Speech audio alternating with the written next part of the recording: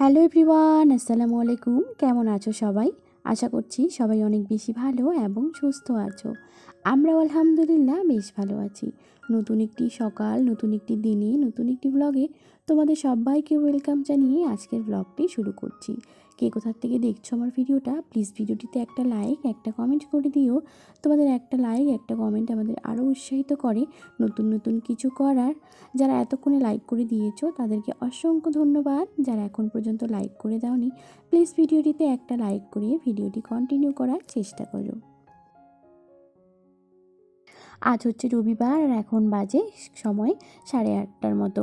হাজব্যান্ডকে উঠিয়ে দিয়েই বলেছি মাংস আনার জন্য, যেহেতু রবিবার মাংস না আনলে একদমই ভালো লাগবে না। আর মাংস না হলে রবিবার কিন্তু একদমই বোঝা যায় না। সে কারণে চলে গেছে হাজব্যান্ড মাংস আনতে। আর বাবুও কিন্তু উঠে চলে গেছে রান্নাঘরে। তাকে খাওয়ার দিয়েই চলে আসলাম ঘরে। এসে প্রথমেই আগে রুমটাকে ডিপ ক্লিন করে নিচ্ছি। রুমটাকে একটু পরিষ্কার পরিপাটি করে তারপরে রান্নাঘরে যাব। যেহেতু আজকে রবিবার, রান্নার তেমন কোনো চাপ নেই। রান্না একটু লেট হইলেও কোনো ব্যাপার না।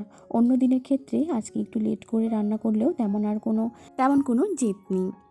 হাজব্যান্ড যেহেতু আজকে রবিবার ছুটি থাকবে, সে কারণে রান্নাটা একটু লেট করে হলেও চলবে, কিন্তু বেশি লেট করে একদম না, কারণ মাংস না হলে তার একদমই জমবে না। সে কারণে কিন্তু মাংস যদি ভালো হয় তাকে তাড়াতাড়ি রান্না করে দিতেই হবে। তো দেখো, এখন কিন্তু বিছানাটাকে আমি পরিষ্কার করে ঝেড়ে নিয়ে টান টান করে রেখে দিয়েছি। তারপরে বাবু অনেক কিছু খেলার জিনিস বিছিয়ে রেখে দিয়েছে ছড়িয়ে ছিটিয়ে, সেগুলো উঠিয়ে ঘরটা এখন ঝাড় দিয়ে নিচ্ছি। ঘর ঝাড় দিয়ে আজকে আর তেমন ঘরের কাজ কোনো করবো না। যেহেতু শুক্রবারের দিনই ডিপ ক্লিন করেছি, সে কারণে কিন্তু আজকে আর তেমন কোনো কাজ করবো না। চলে যাব রান্নার দিকে।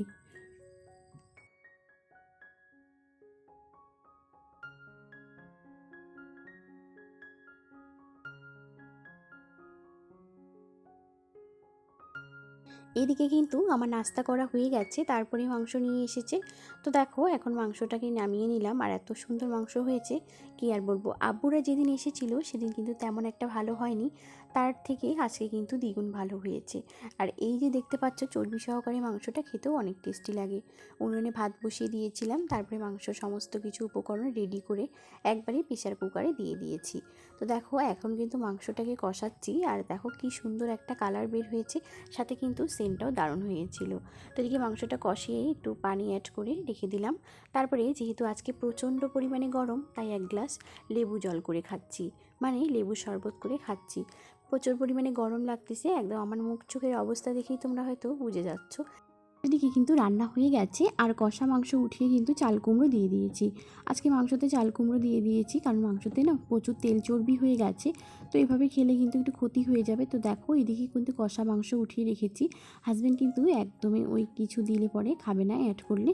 তো সে কারণে হাজব্যান্ডের জন্য একদম খালি মাংস এখানে উঠিয়ে রাখলাম। তারপরে কিন্তু খাওয়া দাওয়া সমস্ত কিছু কাজ কমপ্লিট করে একদম বিছানায় এসে গেছি।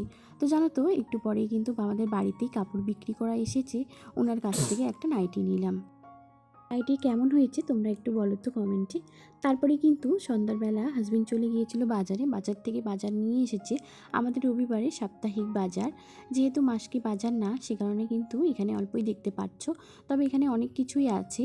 মাসের বাজার হইলে পরে আরও অনেক কিছুই থাকতো, যেহেতু সপ্তাহের বাজার। আর হাজবেন্ড কিন্তু যখন সবজিটা একটু শর্ট পড়ে বা টাটকা কোনো সবজি খাওয়ার ইচ্ছে করে, তখন কিন্তু রোস্টেরিও নিয়ে আসে।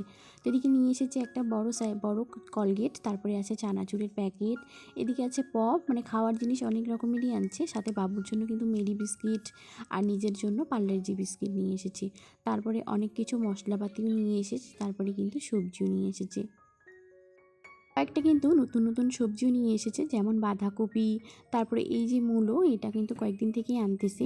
তো অনেক ভালো লাগে খেতে, মাংসতে দিলে আবার বেশিই ভালো লাগে। তারপরে বাকি আগের বাজারগুলোও আছে, কয়েকটা সবজিও আছে, সাথে আলুও আছে অনেকগুলো।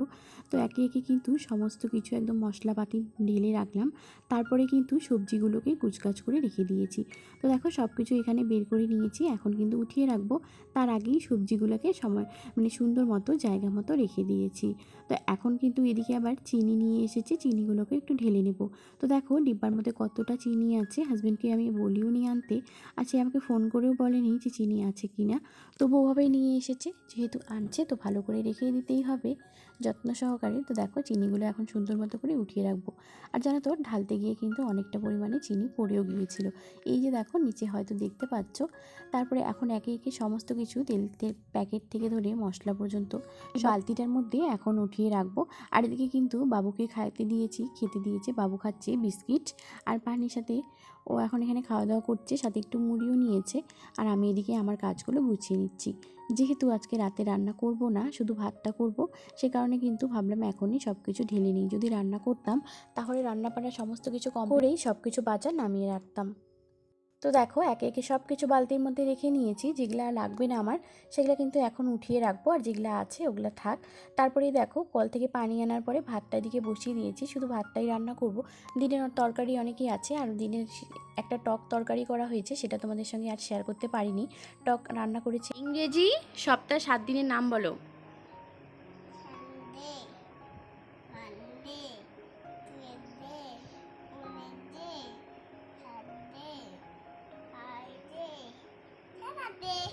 মাসের নাম বলো। January, February, March, April, May, June, July, August, September, October, November, December. Good বয়।